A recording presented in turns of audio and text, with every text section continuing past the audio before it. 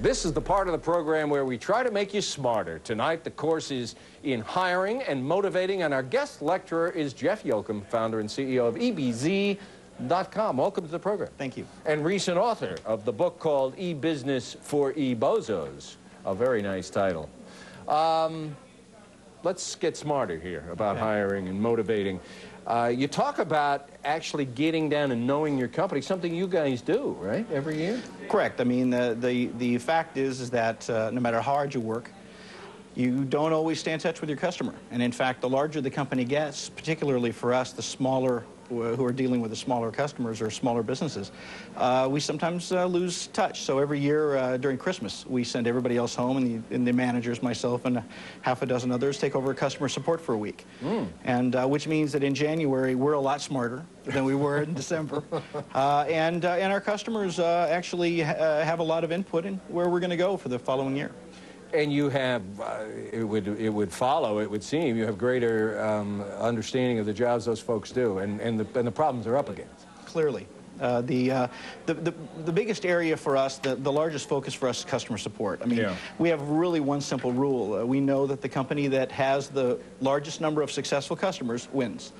And the only way that we're really going to be able to do that is to focus most of our energies after they buy.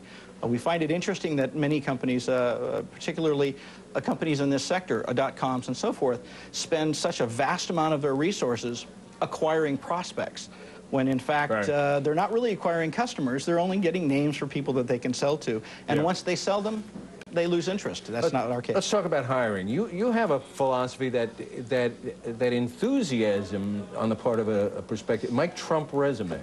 Absolutely. In fact, most of our customer support people have never been in technology before, and we bring them in from auto parts stores and from Kmart. So what they have is a great interest in the technology. But the reason we do that is twofold. Number one, we don't have to unlearn what little they may already know about technology. But number two, they represent our customer. Our customers don't know technology. So how in the world can you expect two people to communicate when one has such a clear disadvantage in dealing with customers? They're the real world. You're hiring folks out of the real world. That's right.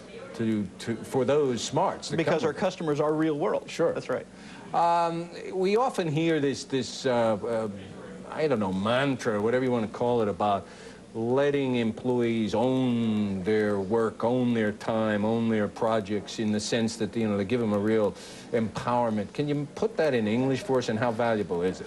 Well, I mean, it's from our perspective, it's baseline, it's bottom line, and ownership is not just stock options. Right. Ownership is responsibility for the final product, responsibility for customer satisfaction, and even relationships with other people in the company. We have, I mean, one small example of how to build a corporate culture. Actually, I'm sorry, you can't build a corporate culture. A corporate culture gets built by your actions. And every Friday we have pizza lunch, where basically everybody from the company gathers in one place and we eat pizza. And that's also the time that we do our SOHO Scholarship giveaways, where we identify certain businesses and we donate up to $20,000 a month. We get everybody from the company involved. And it's not only empowering, but also gives them a real sense of ownership in everything we do. Last time you made a mistake in hiring, what was the reason? I think the last mistake we made, quite honestly, was allowing someone who had previous experience at the executive level to come in. We don't have any executives. Our company's been designed as a tank. 90% of our population in the company is in the tread. Let's leave it there. Jeff Jochum of EBZ.com, and also author of E-Business for E-Bozos. Thanks for being with us. My pleasure. Thank you. That's our program tonight, Entrepreneurs Only. I'm Tony Guida. We would love to have you back here tomorrow night, 9:30 Eastern Time on CNNfn. Till then, good night from New York.